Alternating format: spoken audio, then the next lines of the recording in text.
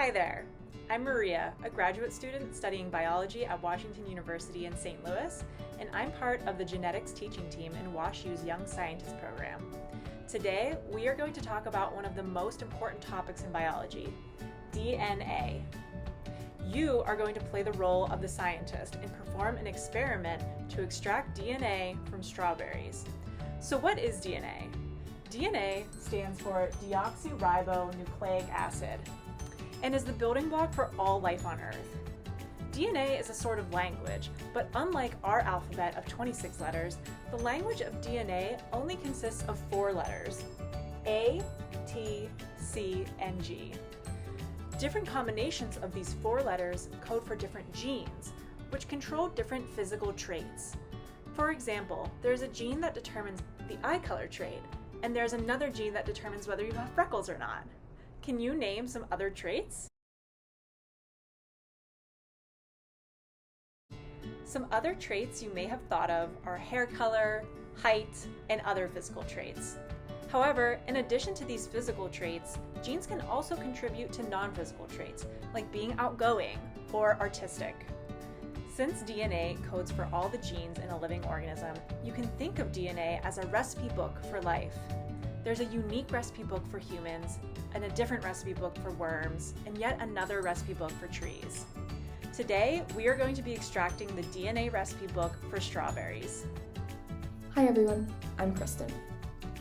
As Maria was saying, DNA exists as long strands of those 4 letters, A, T, C, and G, inside every cell of a living organism. If you take our bodies, for example, they're made up of many different types of cells, such as hair cells and skin cells and stomach cells. But there are lots of other types beyond those 3 examples. Do you know of any other types of cells that make up our bodies?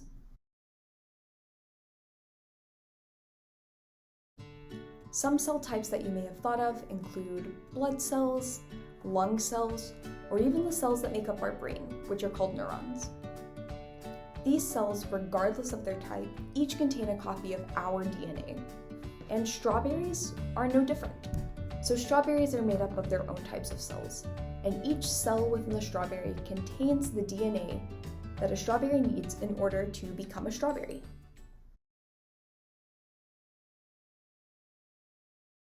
You will need the following materials for your strawberry DNA extraction experiment: latex or latex-free gloves, fresh or frozen strawberries, water, at least 2 plastic cups, a couple of squares of cheesecloth or another material that you can filter a solution through, hand soap or shampoo, 75% or higher isopropyl alcohol,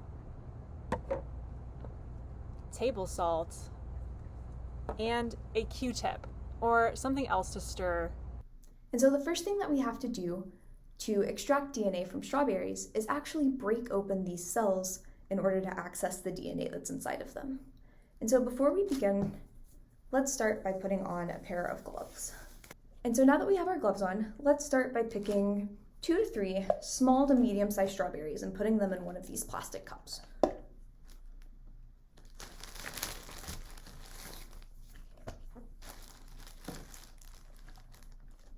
So I'm just going to use 2 since these are kind of larger strawberries.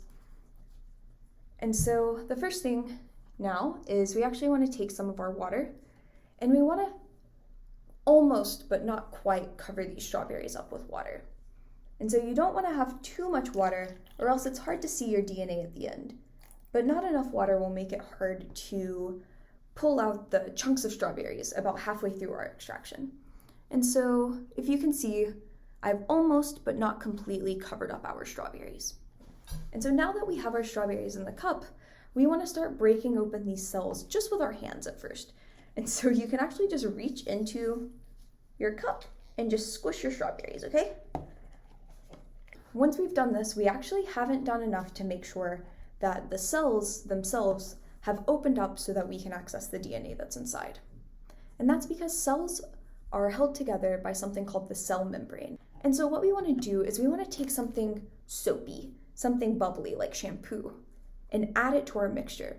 because the molecules inside of the shampoo and the things that make it bubbly can actually squeeze between the molecules on the cell membrane, causing it to pull apart like if you were to pull a rubber band. And so if you want to be precise with it, you can add about half a tablespoon of this shampoo, or you can just eyeball it like I did. You can just go in and you can just mix it with your hand. And so what this is doing is now it's bursting these cells open so that way we can actually access the DNA that's inside. Hello, I'm Ed, and for this next step, we're going to add a pinch of salt into the strawberry mixture. After you add a little bit of salt, make sure to give the solution a good mix with your finger. The reason we are adding salt has to do with charge. Both DNA and salt have a charge due to their chemical structure. Just like a magnet, there can be a positive charge and a negative charge. Like charges repel, while opposite charges attract. DNA has a negative charge because of its chemical structure. And before we added salt, all the DNA strands didn't want to touch each other because of their charge and they're spread out in the mixture. However, salt is positively charged. So when we added salt, it is attracted to the negatively charged DNA and allows the DNA to clump together. We want the DNA to clump together so we can more easily isolate it. Can you see the DNA yet? Right now we have a chunky slurry of strawberry parts, shampoo, salt, and water. The DNA is floating around there somewhere, but it's going to be hard to see it unless we can get rid of some of the extra strawberry parts that we don't need. To separate the strawberry DNA from the rest of our mixture, we are going to use the cheesecloth to strain out the large chunks from our cup. This step is best done with a partner. One partner needs to drape the cheesecloth over the top of a fresh, empty plastic cup and hold it tight so that the cheesecloth doesn't fall down while we're straining our strawberry solution. The other partner will slowly and carefully begin pouring their mixture over the cheesecloth.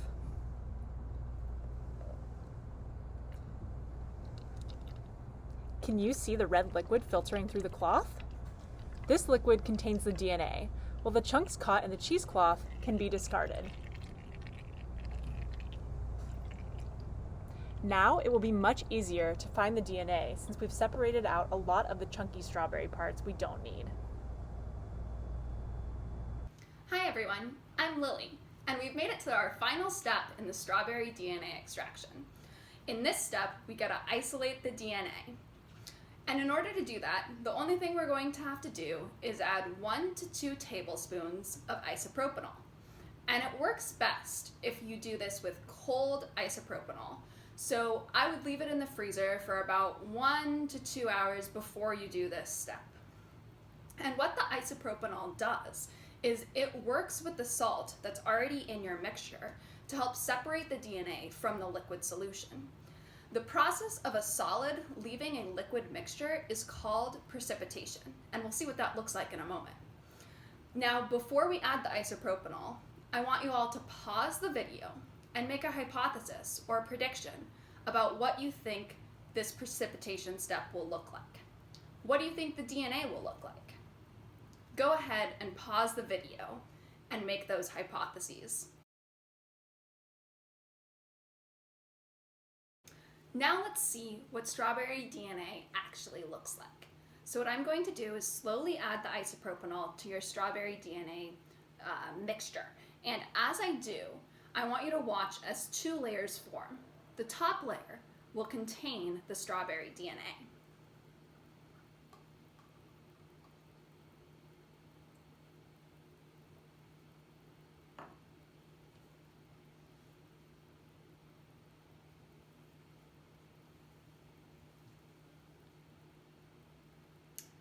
Now that that top layer has formed, you can use a toothpick or a Q-tip to swirl it through the solution and gather all of the strawberry DNA.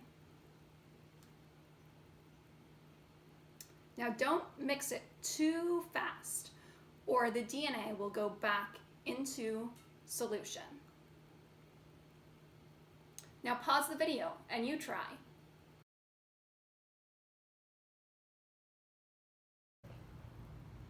Did you guys notice how the strawberry DNA formed a sticky string-like substance?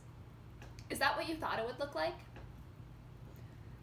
Now, strawberries are a great organism to do this experiment with because they are what we call polyploids, which means they have multiple copies of their genes inside each cell. That means they have a ton of DNA, so it's easy to extract. I hope you guys had a great time extracting strawberry DNA with us today, and I hope you learned something too. You did it. Let's review the steps of the experiment. We smashed our strawberries in order to break apart the cell wall as well as the cell membrane, and we added shampoo to help chemically break down that cell membrane in order to better access the DNA inside of our strawberry cells. We added salt to the solution to help the DNA clump together. Filter out the chunks of the mixture using a cheesecloth. Add 70% isopropanol alcohol and watch the DNA change from a dissolved state to a solid one.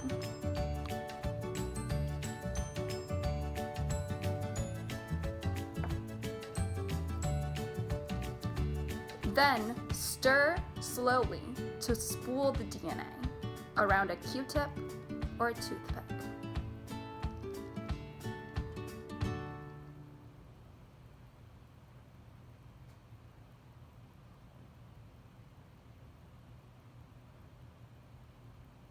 Some other great alternatives to using strawberries in this experiment are bananas, blueberries, and even onions. As a graduate student at Washington University, I do DNA extractions almost every day in lab, except instead of using strawberries, I'm usually using bacteria. Once we have our DNA, what do we do with it? Sometimes we use it to sequence it and find out what its genetic code is. Remember the 4 letters of the DNA alphabet? A, T, C, and G. We can look at the sequence of a particular gene to study its function and what it does in the organism. Thank you so much for joining us today. I hope you had fun and can use what you learned today to show your friends and family how to extract DNA too. Anyone can be a scientist, and science is for everyone. Bye!